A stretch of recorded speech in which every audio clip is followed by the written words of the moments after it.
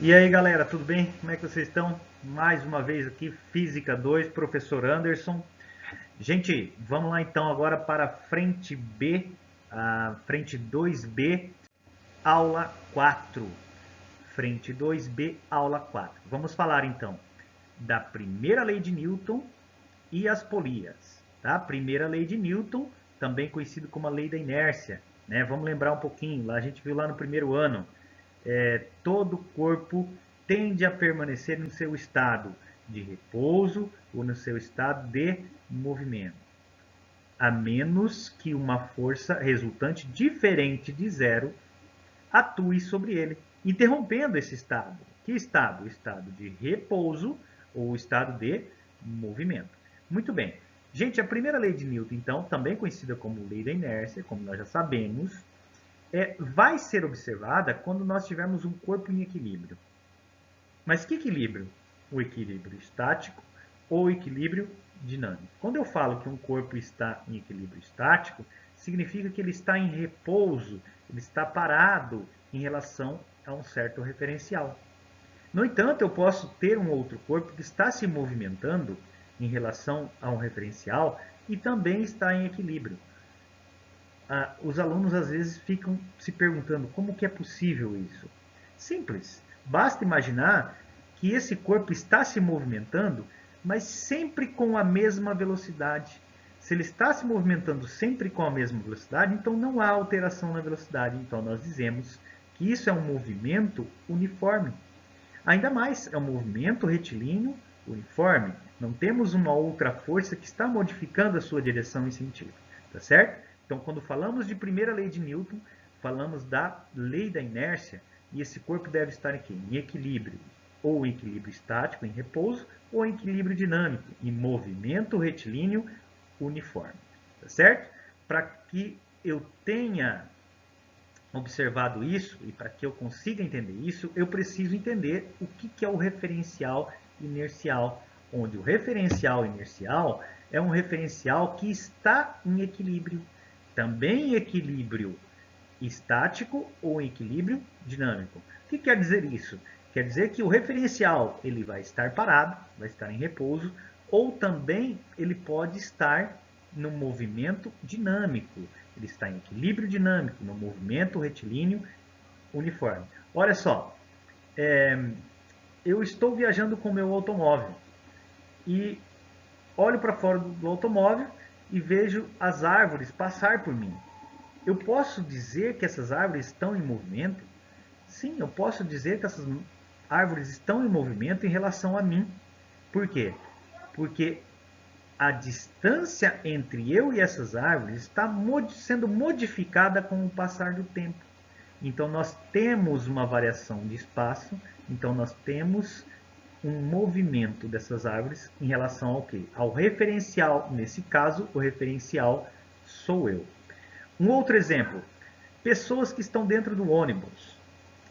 Eu posso dizer que essas pessoas estão em movimento ou estão em repouso caso esse ônibus esteja a 100 km por hora? Vamos imaginar essa situação. O ônibus está a 100 km por hora e eu digo, certa pessoa está em repouso. É correto? Sim, é correto. Porque olha só, essa pessoa ela está em repouso é, tomando o referencial dentro do ônibus. O motorista que está guiando, que está dirigindo o ônibus, essa pessoa está em repouso. A distância entre essa pessoa e o motorista está mudando? Não, não está mudando. Então eu digo que essa pessoa está em repouso, dado um referencial dentro do ônibus. Veja que eu posso adotar um outro referencial fora do ônibus. Então, essa pessoa que está dentro de um ônibus que está a 100 km por hora está em movimento, dado um referencial fora do ônibus. Tá certo? E aí nós vamos falar de polias. As polias a gente consegue observar no nosso dia a dia. Veja só, aqui eu tenho um caso de uma polia, também conhecida como roldana, e é um caso de uma polia fixa. Olha só, tenho certeza que vocês já viram essas polias por aí em alguma situação. em que as pessoas colocam um cabo para poder suspender uma certa massa, né? Uma certa massa que oferece um certo peso. Alguém deve estar se perguntando, mas para que fazer isso? Para que colocar um cabo se a gente pode pegar o caixote? Agora imagine a situação, um caixote muito grande, com um peso considerável, com uma massa considerável, que você não consiga pegar facilmente esse caixote. Então você pode agir dessa forma, você pode usar uma roldana fixa. Qual que é a particularidade da roldana fixa? A particularidade da roldana fixa é que a força que eu ou a pessoa vai aplicar neste cabo vai ser a mesma força que está sendo aplicada nesse cabo. Então veja só, nós temos um caixote, esse caixote está suspenso. Imagine que esse caixote tem uma força-peso de 100 N. Para ele permanecer suspenso, a pessoa desse lado tem que oferecer uma força de quanto? Também de 100 N. Então essa é a particularidade da polia fixa. Para a polia fixa, veja só, porque fixa? Ela está fixa no teto, ela está fixa num local fixo, né? Então essa é a polia fixa. E aí o que eu vou dizer? Que a força peso, a força resistente é igual à força de tração nesse cabo, que também é igual à força que é aplicada pelo homem para sustentar esse caixote.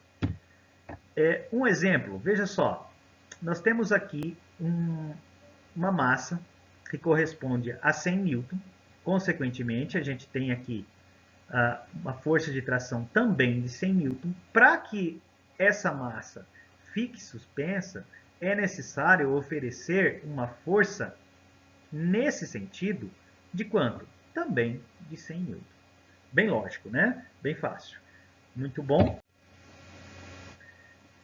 Olha só, aqui nós temos as polias móveis, né? Como é que funcionam as polias móveis? Nesse conjunto, nesse sistema, nós temos uma associação de polias móveis e uma polia fixa. Vamos procurar entender, vamos tentar observar a lógica disso aqui tudo e você já vai entender a representação matemática disso aqui.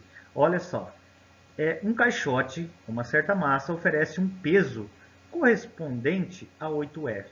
Consigo saber que é 8F porque nós temos a tração nesse cabo também de 8F. Agora olha só, liguei uma polia móvel. Essa polia móvel está dividindo essa força de 8F exatamente em duas outras forças de 4F. Então acredito que você já deve estar pegando a lógica do negócio. A polia móvel ela vai dividir exatamente ao meio a força que ela está resistindo. Veja só, nesse cabo, né, nós temos uma tração de 4F. Essa polia móvel está dividindo essa tração, essa força, nesses dois cabos exatamente em 2F, exatamente ao meio. Essa nova polia móvel, ela vai dividir ao meio essa força 2F. 2F dividido por 2, nós temos uma força F nesse cabo e uma força F nesse cabo. Logo, o ratinho, ele vai precisar oferecer uma força F. Por quê? Porque essa é uma polia fixa. Tá, mas aí você deve estar se perguntando, o que é a polia fixa e o que é a polia móvel? Vamos dar uma olhadinha e vamos tentar entender. Olha só, eu tenho o centro da polia fixa. Esse centro da polia fixa está ligado em uma haste, está ligado no local fixo, no teto.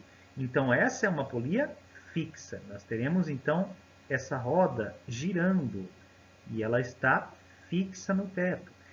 Essa polia, o centro dela não está ligado no teto, está ligado em um cabo que oferece uma certa resistência.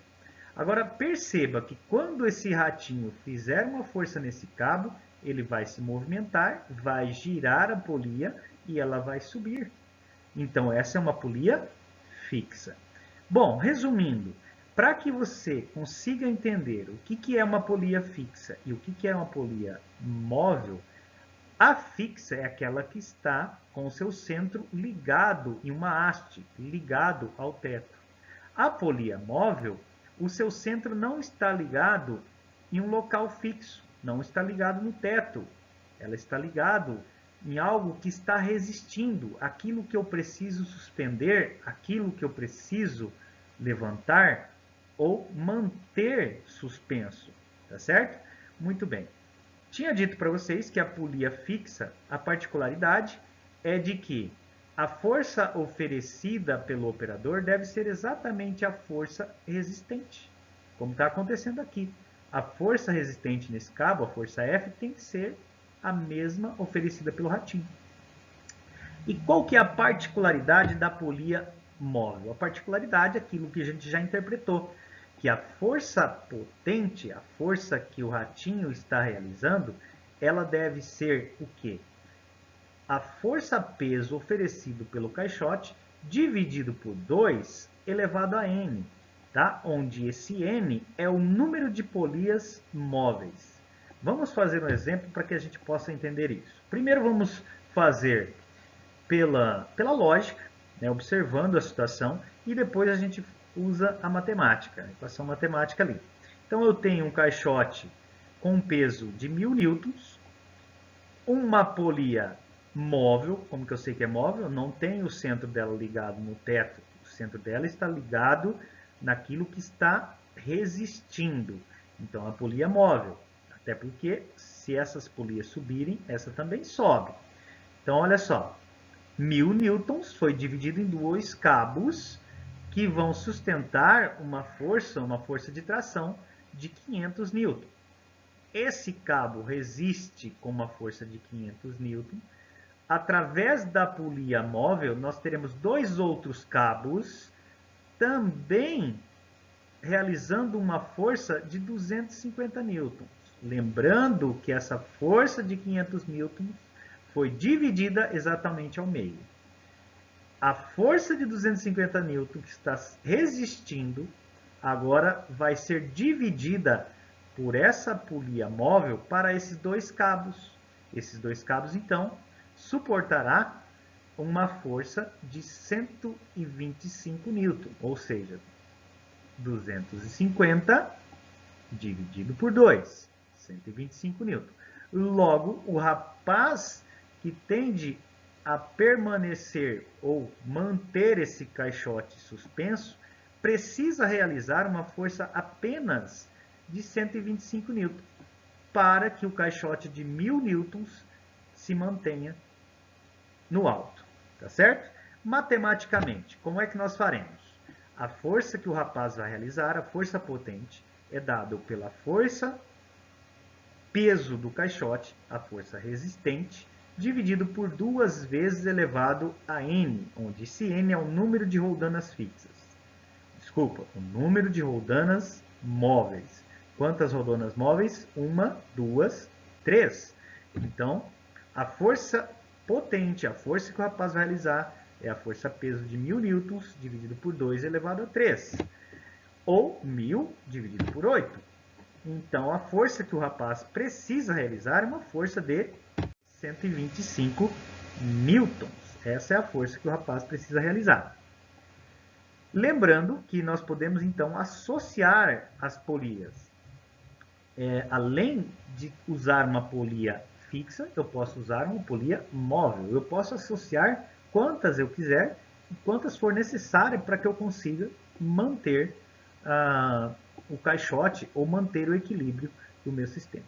E quando nós falamos de polias, nós falamos de vantagem mecânica. Lembra lá que a vantagem mecânica ela vai me dizer o quanto eu estou tendo vantagem colocando as polias daquela maneira. E matematicamente, nós temos que a vantagem mecânica é dado pela força resistente, ou seja, no exemplo anterior, a nossa força resistente era a força oferecida pelo caixote, sobre a força potente, que no exemplo anterior era a força oferecida pelo rapaz. Aí alguém deve estar pensando assim, então a vantagem mecânica é uma razão? Sim, é uma razão, é uma fração. E o resultado vai ser um número decimal.